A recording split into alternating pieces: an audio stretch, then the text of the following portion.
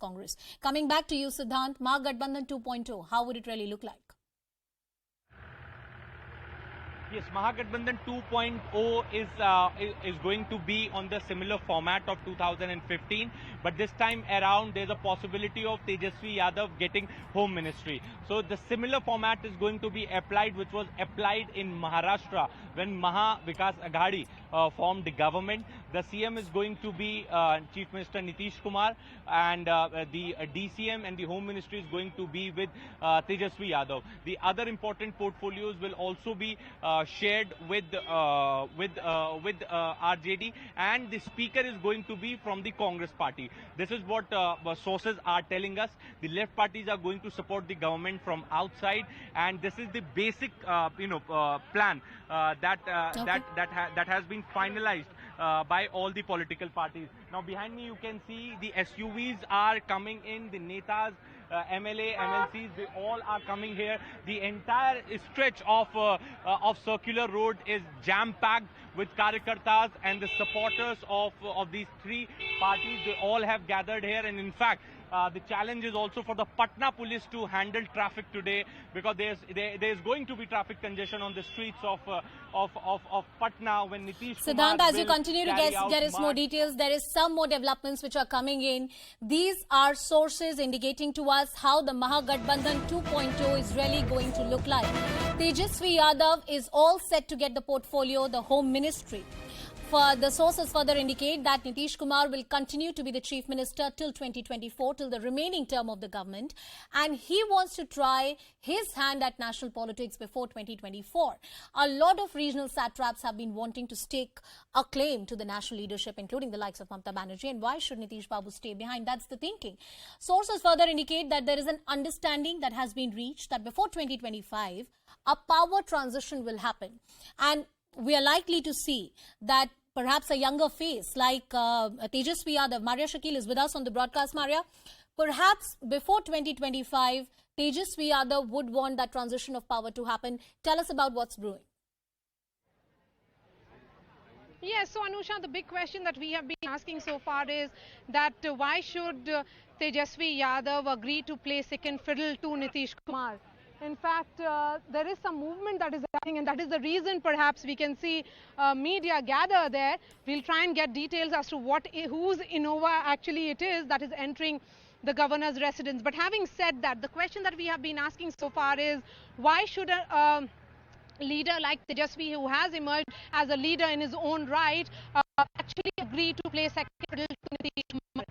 Someone who is actually leading highest bloc, which is the RJD being the single largest party. What sources in the RJD are telling us is that there has been a larger understanding in terms of long-term planning. A long-term understanding has been reached between the RJD and the JDU, looking at perhaps the next 3 to 4 years. So what the indication is, as per the sources, that Nitish Kumar would want to try his hand at the national politics. So the indication is that perhaps in 2024 he would want to be projected as the challenger to Prime Minister Narendra Modi. How many parties will agree to do so? That is something we aren't really sure of. But the indication from the RJD is certainly that is coming at this moment is that the reason why Tejashwi Yadav has agreed, or Lalu Yadav has agreed, that his son will be the Deputy Chief Minister or play the second fiddle to Nitish Kumar is because in long term Nitish Kumar has agreed to hand over the power or the reins of Bihar to him, and going ahead in 2025 it will be fought in the leadership of Tejashwi Yadav. But again, as we have been saying, Nitish Kumar is the only politician in Indian politics who is known for his U-turns. Whether this alliance that is taking shape, will it continue for the next 2 years? That is also uncertain. We have seen how Nitish Kumar has walked out of one alliance, forged another alliance. So, Nitish Kumar and his politics is something that he cannot really justify. So ideological commitments not there completely. It's a politics of opportunism and politics of convenience that has been defining Nitish Kumar's politics all these years. Politics of opportunism and perhaps politics to stay in power and for a political future. Some more breaking developments coming in. And And sources further indicate to us about the meeting that happened within the JDU, and BJP conspired against JDU. That's what the feeling is within the camp of Nitish Kumar. They were never given the due respect. That's what JDU and Nitish Kumar feel. BJP further tried to create rift in JDU, and the party tried its level best that they should continue with the alliance. That's what the feeling really is. Maria, tell us more about this. Yes, again I'm saying I am not convinced when Nitish Kumar's party is talking about a larger conspiracy. This was an alliance government, Anusha. Yeah. An alliance partner such as the BJP, which had, despite of having almost double the number of Nitish Kumar's JDU, had agreed to give him the Chief Minister's chair. Yes, they have the speaker in the current Bihar assembly. Yes, they may have ministers in the cabinet, but they agreed to give the big chair and make Nitish Kumar the face of the alliance. If Nitish Kumar indeed had the differences, couldn't he have really sorted it out? What is making Nitish Kumar, switch sides? This is turning of the tables or completely moving on the other side. So there is more to it than meets the eye. What the sources in the JDU have been telling us, Anusha, and it has been happening for the last 2 months, that Nitish Kumar has been very uncomfortable in this alliance. What was making him so uncomfortable was multiple reasons. One of the reasons cited was that his governance model had been questioned. The current Bihar Assembly speaker, who is from the BJP, was repeatedly questioning him and taking on the Chief Minister, which Nitish Kumar said was unconstitutional. Then the manner in which RCP joined cabinet when the expansion happened in 2021. So all these, issues almost precipitated the crisis. So multiple movement that we can see now that has begun. So perhaps in the next 45 minutes to an hour, it's already 2:15, that we'll see the final movement, because there has been no official announcement that has happened from either sides. All this is coming from via sources from inside both the meetings. So we'll have to wait and see as to what justification is the JDU giving in this breaking of alliance. So far as the BJP is concerned, remember, they have been very, very careful.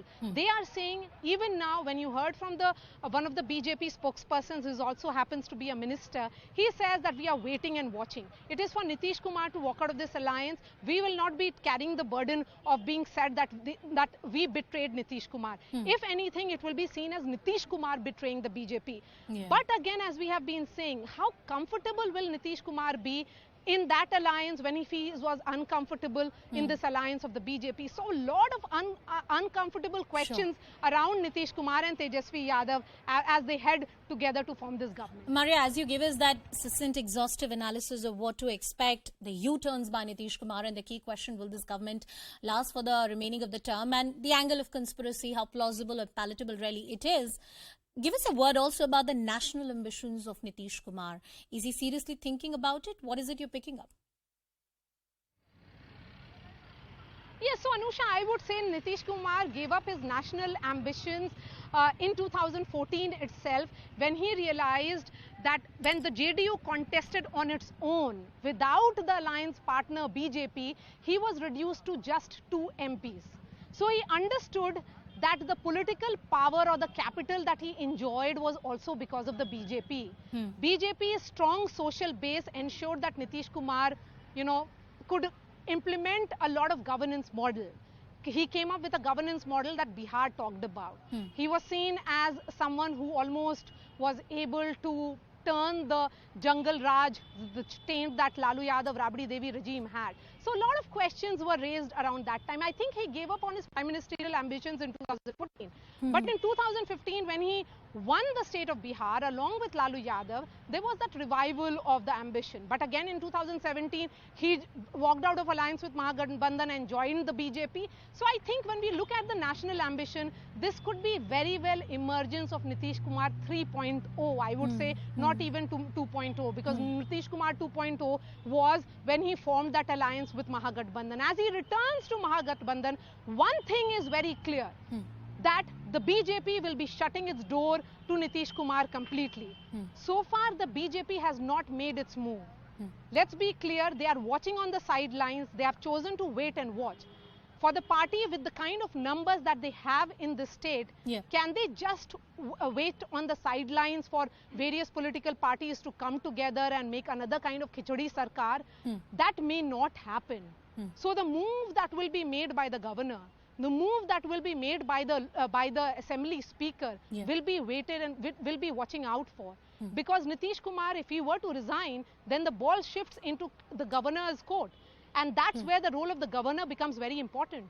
So will he be resigning, or how will the transition happen from the BJP alliance to the RJD alliance is something that we'll have to wait and see, because that there is a lot of technicalities that are involved in this.